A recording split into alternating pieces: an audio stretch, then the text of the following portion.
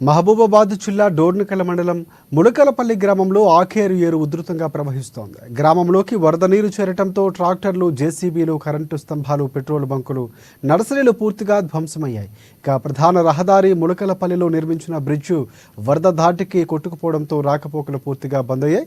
2 రోజులుగా Dornakal CI Rajesh కొట్టుకుపోయిన bridge దగ్గర విధులు నిర్వహిస్తూ వాహనదారులు, ప్రజలు అటువైపు వెళ్లకుండా జాగ్రత్తలు తీసుకుంటున్నారు.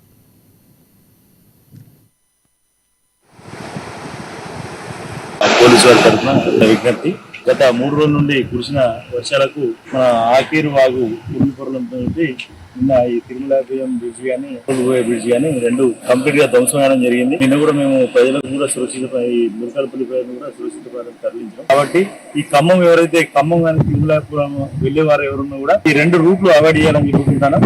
అందులోనే మాకు ప్రజలు కూడా ఈ విపత్కర పరిస్థితులలో మాకు కూడా సహకరించి ఎవరికి రాకుండా ఇంకా ఏదైనా మాకు ఎవరిని వచ్చి దాంట్లో పడిపోవడం మళ్ళీ ఏదైనా ప్రాణిష్టం జరగకుండా మేము చూసుకుంటున్నాం. కాబట్టి మాకు కూడా అందరూ కోఆపరేట్ చేసి మా యొక్క మనని అందరూ మన్నించి ఎవరు రావద్దని చెప్పి కోరుకుంటాం. ఇంకా మనకి ఇంకా వర్షాలు ఇంకా కంటిన్యూ అవుతా ఉంటాయి, ఇంకా అవుతున్నాయి. కాబట్టి ఈ విషయంలో కూడా ఎవరైనా పాత ఇండ్లలో కానీ మన రైతులు పొలాలు వదిలేటప్పుడు ఈ కరెంటు వైర్లు కూడా మొత్తం కంప్లీట్ తెగిపోయినాయి. కాబట్టి కూడా వాళ్ళు అక్కడికి పోవద్దని చెప్పి నేను మనవి చేసుకుంటాను. ఎందుకంటే వాళ్ళు కరెంటు వైర్లు తెగిపోయి వారు కూడా విద్యుత్ ఆఘాతానికి గురై ప్రమాదం ఉంది. కాబట్టి ఇండ్లలో కూడా చాలా వరకు నీళ్ళు వచ్చినాయి. చాలా వరకు కూడా ప్రజలు మనకు కొంచెం కోఆపరేట్ చేసి రెవెన్యూ వాళ్ళకి కానీ మాకు కానీ కొంచెం కోఆపరేట్ చేసి ఏదైతే సురక్షిత ప్రాంతాలు సూచిస్తామో అక్కడికి వాళ్ళు వెళ్ళవలసిందే చెప్పి మేము కోరుకుంటాం. గణేష్ నర్సరీ మాది అయితే మా నర్సరీ మొత్తం కూలిపోయింది. ఒక 50 లక్షల పైన లాస్ ఉంటది.